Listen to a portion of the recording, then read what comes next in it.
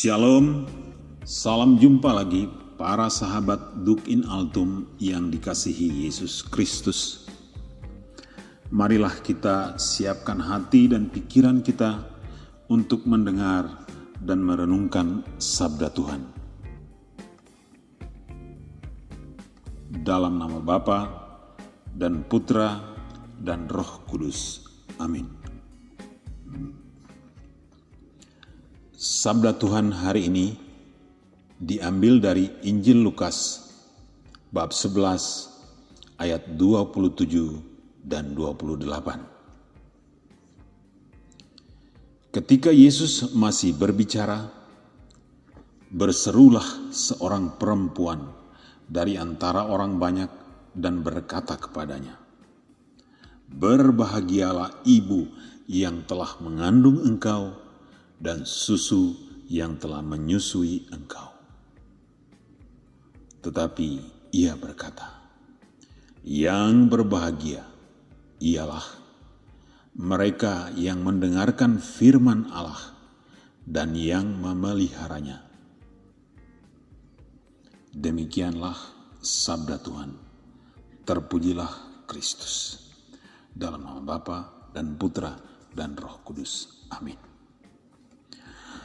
Saudara-saudaraku yang terkasih dalam Yesus Kristus, bacaan Injil hari ini hanya 2 ayat, sangat singkat. Tetapi 2 ayat yang kita dengar hari ini merupakan penutup sekaligus kesimpulan dari apa yang mau dikatakan Yesus. Kita mendengar pujian seorang perempuan kepada Yesus. Ketika perempuan itu melihat dan mendengar bagaimana Yesus mematahkan tuduhan orang-orang Farisi bahwa Yesus mengusir setan dengan kuasa Beelzebul. Berbahagialah ibu yang telah mengandung engkau dan susu yang telah menyusui engkau. Begitulah kata-kata pujian yang diucapkan perempuan itu. Perempuan ini pasti merasa takjub dan bangga atas argumen-argumen yang digunakan Yesus untuk menjelaskan dan membela mujizat-mujizat yang ia sendiri lakukan. Tetapi apa jawab Yesus? Yang berbahagia ialah mereka yang mendengarkan firman Allah dan yang memeliharanya.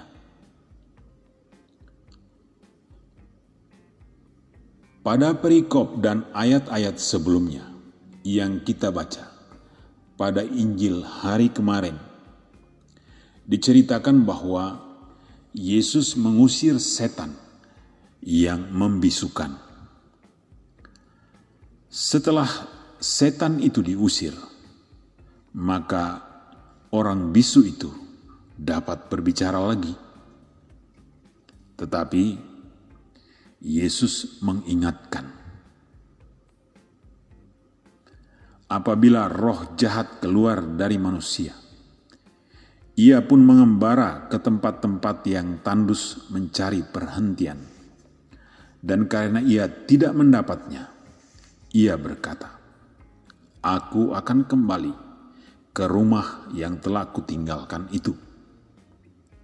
Maka pergilah ia dan mendapati rumah itu bersih tersapu dan rapih teratur.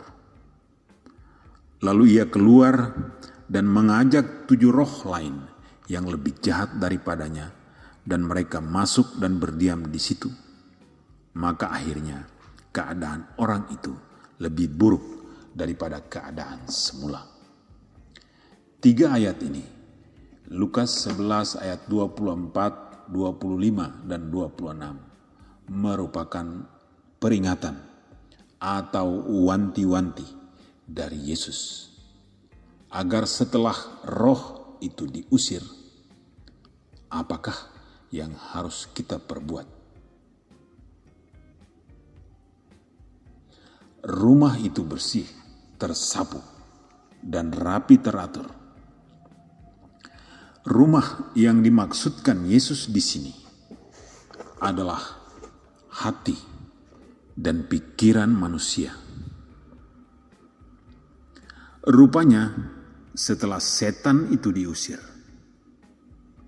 hati dan pikiran seseorang menjadi benar-benar bersih, polos, bahkan tidak ada isinya. Setan pasti senang dengan hati dan pikiran yang kosong seperti itu.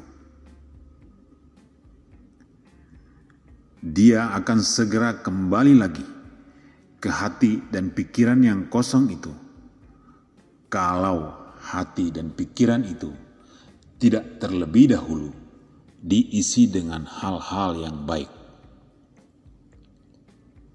Apakah yang dimaksud dengan hal-hal yang baik itu? Mari kita kembali lagi kepada jawaban Yesus dalam Injil yang kita dengar hari ini. Yang berbahagia ialah mereka yang mendengarkan firman Allah dan yang memeliharanya. Jangan sampai hati kita dibiarkan kosong. Hati yang kosong akan menjadi tempat bagi iblis. Dan dari hati yang didiami iblis inilah muncul berbagai perasaan negatif, berupa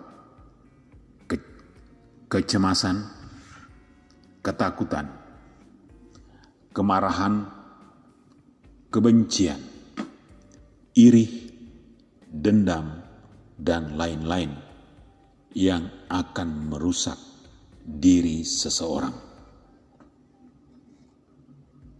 Dan perasaan-perasaan negatif ini pasti tidak akan membawa kebahagiaan.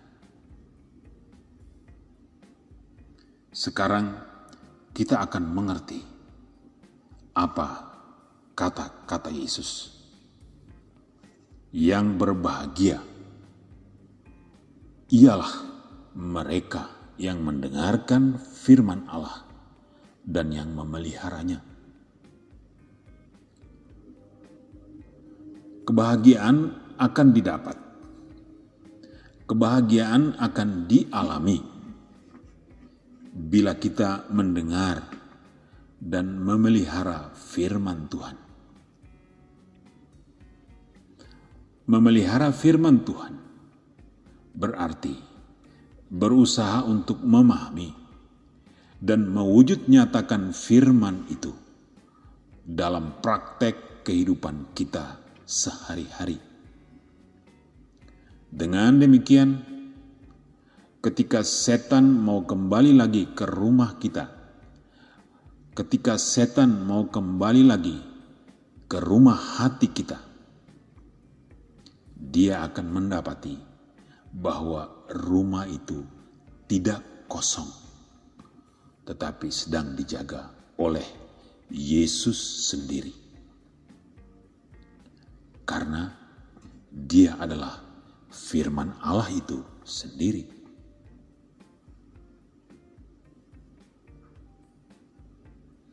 Yang berbahagia ialah mereka yang mendengarkan firman Allah dan yang memeliharanya. Marilah kita berdoa. Bapa di surga, Engkau kami kenal dalam diri Putra-Mu, Tuhan kami, Yesus Kristus. Bimbinglah kami, tuntunlah kami dengan Roh Kudus-Mu, agar kami mampu untuk mengingat firman-Mu yang kami dengar dan kami renungkan hari ini, agar kami selalu waspada, agar kami selalu setia untuk membaca, merenungkan, dan terutama melaksanakan apa yang Engkau firmankan. Demi Yesus Kristus, Tuhan dan Juru Selamat kami. Amin. Dalam nama Bapa dan Putra dan Roh Kudus. Amin.